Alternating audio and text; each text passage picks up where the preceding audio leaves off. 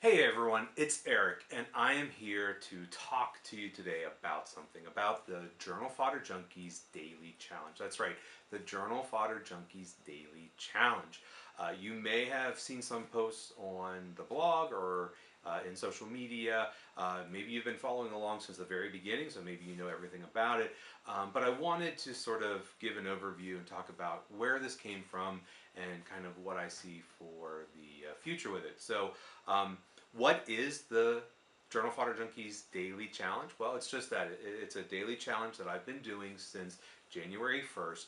I've been posting on the blog about it, and I've been sharing through social media. But where did this come from? Why am I doing it? Well, it came about for several reasons. The first one was that I felt stagnant in my journal work. I just felt disconnected from my art making and from the journal. So I thought, hey, what if I did this challenge and started sharing it and kind of held myself accountable every day to do it? So when I started it, I was posting every day. I posted each day's challenge as I did it. But then that got a little tedious after a while, so then I shifted and started doing the Journal Fridays. So the Journal Fridays are just where I gather up the 7 challenges that I did the week previous and I post it on Fridays. And I kind of borrowed the idea from the Journal Fridays that I used to do whenever I taught high school art. So that was kind of the first thing for me, was that it was a way to reconnect with my making and my journal. The second kind of spark to this was the fact that when David and I published our second book, Journal Fodder 365, some people were a little disappointed that the title said 365, but there weren't 365 prompts in it. But I used that idea, like, well, what if we had a book that had 365 different challenges in it? So that kind of led to this. And then I had some art teacher friends that suggested that I do 30-day challenges, and I did a couple of those a few years ago that I posted to the Journal Fodder Junkies blog, and I really liked those, and it kept me engaged. But I really wanted to kind of push the envelope, really push it to include the entire year. And then finally, what kind of led to this was the fact that when David and I do a lot of workshops and presentations, we get people who ask us, especially art teachers, about how we can get students to really delve into the journal and create sort of a rich experience, or to create layers, and to really engage in the journaling instead of just doing it quickly and then moving on. So what I found for myself was that when I looked at the way I work in a journal, I don't sit down and do a 2-page spread and then move on. What I do is I work on a lot of different pages. I have a very non-linear approach to the journal, and what I found was that I would take a material like watercolor, and I would do some watercolor on one page, and then I would turn the other to turn to a next page, or turn to a different page, and I would use the watercolor on 4 or 5 or 6 different pages, at one time. And that might be, might take me 20 minutes, it might take me a half an hour, it might take me 5 minutes. It really depended on the material or the idea that I was working with.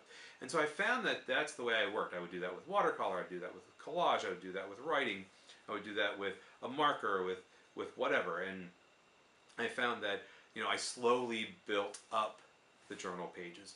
And for me, my mode of working in the journal is really one of accumulation. That I really feel that the journal is a place where these small actions accumulate. So it's an accumulation of small actions that really lead to very rich, layered pages.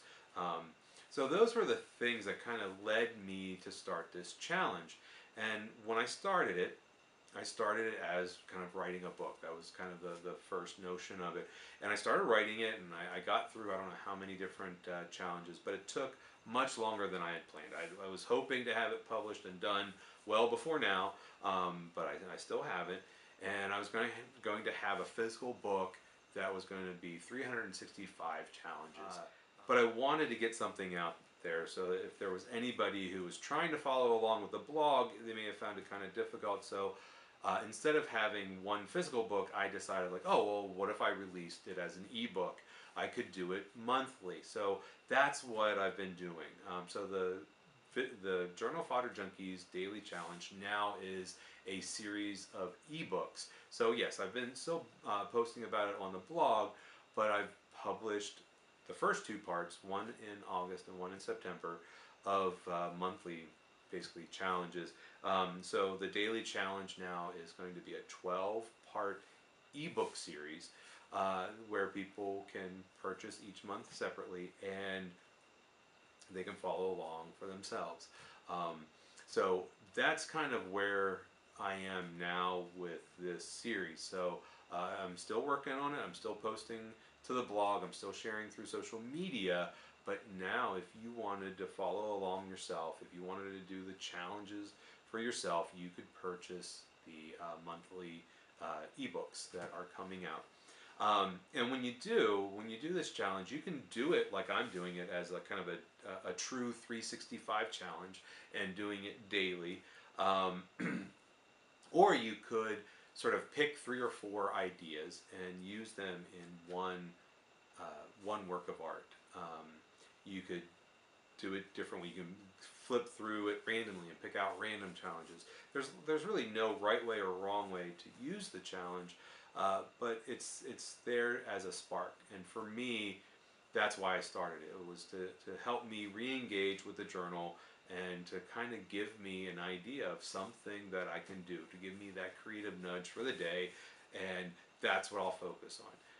So that's kind of where the challenge is now, is that you can use it yourself to help give yourself a creative nudge, and that's basically the Journal Fodder Junkies Daily Challenge. So hopefully, you'll think about joining in and having some fun with for yourself or for your students. But that's it. Thank you for joining me today in the studio. All right.